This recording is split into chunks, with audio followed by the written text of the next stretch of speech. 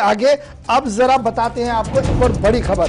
बात किश्तवाड़ रोड की है, क्योंकि सरकार अब सिर्फ अदालत के हुक्मनामों से ही चलती है और यही वजह है कि एक के बाद एक पीआईएल भी होता है। और अब की बार जो पीआईएल चला गया है ये मुगल रोड को नहीं बल्कि किश्तवाड़ मड़वा रोड जो सिमथन से होते हुए चलती है और सोबा कश्मीर को सोबा जम्मू से, और जम्मू और कश्मीर की कनेक्टिविटी बड़ी इंपॉर्टेंट कनेक्टिविटी है, इसको जोड़ के इसको लेकर बाकायदा तौर पर पीआईएल दोबारा से हाई कोर्ट में चला गया है। और हाई कोर्ट के अंदर पीआईएल जब दाखिल किया गया तो हवाला दिया गया कि कोविड काल के अंदर जहां रसाई को आसान बनाया जा रहा है, छोटे रास्तों को ढूंढा जाता है, वहां पर इस पहाड़ी ज़्यादा इलाके के अंदर इस बुनियादी रास्ते को अभी तक नहीं खोला गया है। एक तरफ से ये रास्ते की परेशानी और दूसरी तरफ से सरकार ने जो झुंझुना दिया था हेलीकॉप्टर सर्विस का, वो हेलीकॉप्टर सर्विस भी यानी वो झुंझुना भी चलता हुआ नजर नहीं आ रहा है और लोग सीधे सीधे से प्रशासन से नाराज दिख रहे हैं,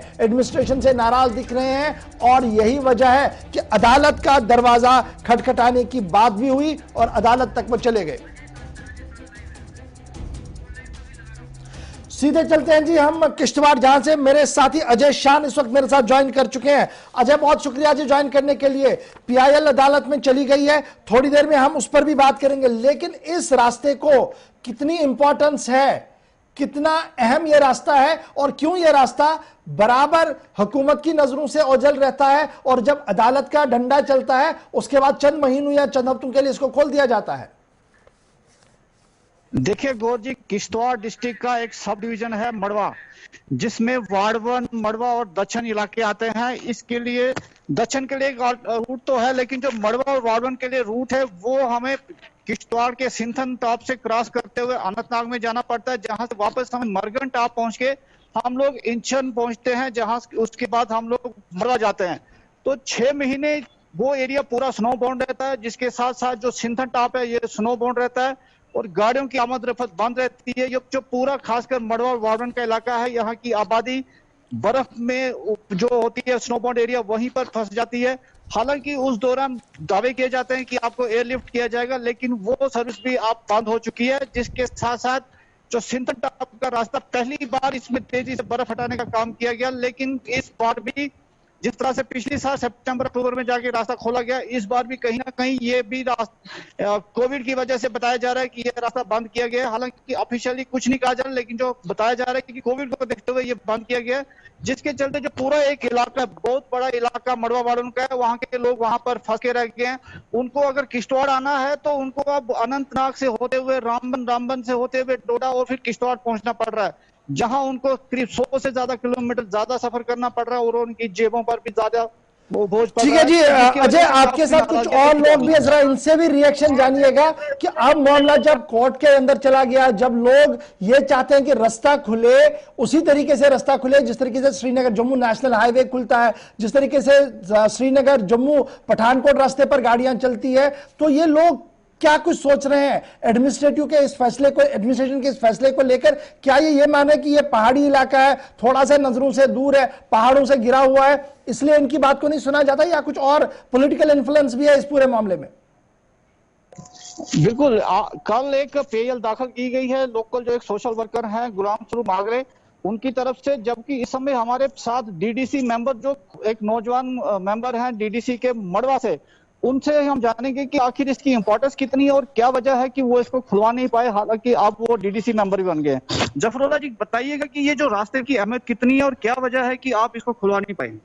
देखिए, सबसे पहली बात यही है कि इस बार 4 करोड़ स्नो क्लियरेंस के लिए लगा दिया गया, लेकिन मैंने अभी तक 2 बार एलजी इंतजामिया को भी लिखा, मैं बार बार डीसी किश्तवाड़ के पास भी गया कि ये रास्ता खोल दीजिए। देखिए, हम लोगों की जो जिम्मेदारी है वो आइडेंटिफाई करना है प्रॉब्लम्स को, और फिर एडमिनिस्ट्रेशन का काम होता है कि उन प्रॉब्लम्स को एड्रेस करना। लेकिन बदकिस्मती से ये कहना पड़ता है कि जब भी हम इंतजामिया के पास गए, इंतजामिया ने कभी कोविड का बहाना लगाया, कभी कहा कि नेशनल हाईवे ने बंद करके रखा, कभी कहा डेवकाम साहब ने बंद करके रखा। लेकिन मैं समझता हूं कि ये वो वाहिद रास्ता है जो हमें अपने डिस्ट्रिक्ट हेडक्वार्टर से जोड़ता है, और इस रास्ते के बंद होने से हमारी जिंदगियों पे बहुत बुरा असर पड़ता है।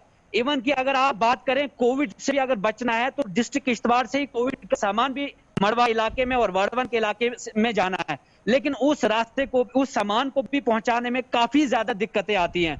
अगर आप बात करें डेवलपमेंटल वर्क्स की, इस वक्त कॉन्ट्रैक्टर भी फोन करते हैं, जनाब कब खुलेगा सिंथन, हमने जाना था, मशीनरी को लेना था। मैं उनको कहता हूं कि आपके लिए उधर से भी रास्ता है, आप अल्टरनेटिव लेकर चले जाएं, क्योंकि काम हमारे रुके हैं। वो वहां से कहते हैं कि जनाब हमें तो रामबन एडमिनिस्ट्रेशन भी परेशान करती है, हमें तो वहां से सारे डिस्ट्रिक्ट डोडा की भी एडमिनिस्ट्रेशन वो भी परेशान कर दी है। तो हमें कहीं क्वारंटीन किया जाता है, कहीं परेशान किया जाता है, हमें फिर रास्ते में पूछने वाला कोई नहीं होता, हम नहीं जाएंगे उस रास्ते अजय, से। क्या मैं ये तो मानूं कि एडमिनिस्ट्रेटिव पार्ट पर जो फैसला लेना था एडमिनिस्ट्रेशन को, वो शायद अवाम के मसाइल को हल करने के बजाय उन्हें उलझा रही है? यही वजह है कि सिंथन जैसा इलाका, जहां से पिछली बार आपने रिपोर्ट भी दिखाया था कि बर्फ हटाई गई, अभी तक उसको नहीं खोला गया। मैं आपके पास आता हूं, मेरे साथ जीआर मागरे साहब ने ज्वाइन किया है, जो पीआईएल जिन्होंने लगाई है अदालत के अंदर। इससे पहले भी एक पीआईएल इनका था। बहुत शुक्रिया जी जीआर मागरे साहब हमारे साथ ज्वाइन करने के लिए। लगातार आपकी दूसरी पीआईएल है, लास्ट टाइम भी आप पीआईएल किए तो उसके बाद सड़क खुली, आज एक बार फिर आपका पीआईएल आया और गालिबन कल इसकी सुनवाई होनी है जम्मू कश्मीर हाई कोर्ट के अंदर। क्या कुछ बुनियादी मौकफ है आपका? देखिए सर, पिछले साल भी उन्होंने ऐसा ही ड्रामा मचाया, एडमिनिस्ट्रेशन ने, काफी लोगों ने प्रोटेस्ट किया कि सिंथन रोड को खोला जाए, क्योंकि मड़वा वार्ड वन और दक्षिण की आबादी 40,000 अफराद से मुश्तमिल है, और जो कुछ भी सामान वगैरह हम इस गर्मियों में लेते हैं वो हम कश्मीर के रास्ते से, जो सिंथन का रास्ता है।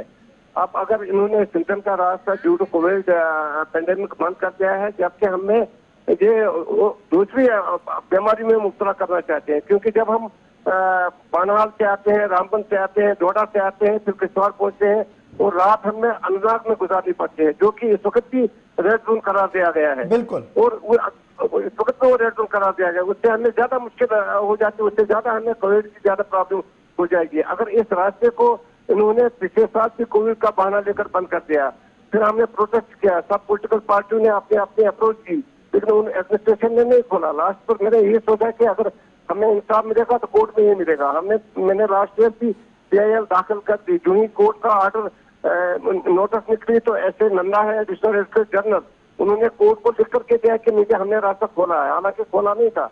उसके दूसरे दिन बाद ही उन्होंने खोला जब उनको नोटिस दी।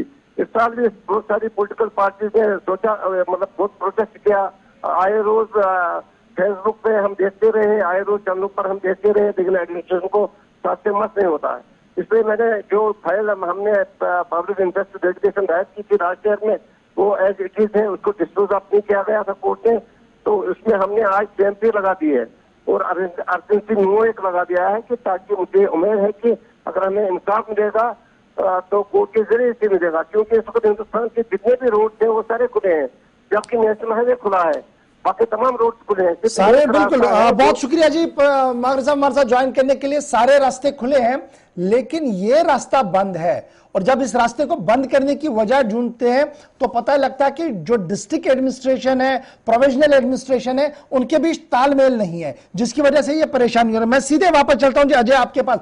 फटाफट से मुझे ये समझाइएगा अजय, जो आपके पास मेहमान है उनसे भी जरा ये पूछिएगा कि क्या मैं स्टेट एडमिनिस्ट्रेटिव फेलियर इसे मानूं जो कुछ हुआ है? जी बिल्कुल, ये क्लियर कट है कि स्टेट एडमिनिस्ट्रेटिव फेलियर है, और स्टेट एडमिनिस्ट्रेशन बिना कुछ सोचे, बिना क्लू लेते हुए वो सीधा अपने मनमानी चलाते हैं। उन्होंने डिस्ट्रिक्ट इंतजामिया से रिपोर्ट लेनी चाहिए थी।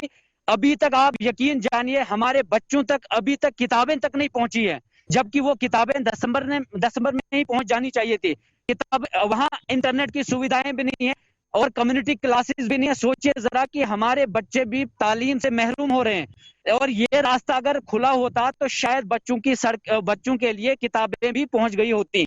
और हमारा बहुत सारा सामान इस वक्त किश्तवाड़ आता है, लेकिन किश्तवाड़ से आगे उसको ट्रांसपोर्ट नहीं कर पाते हैं।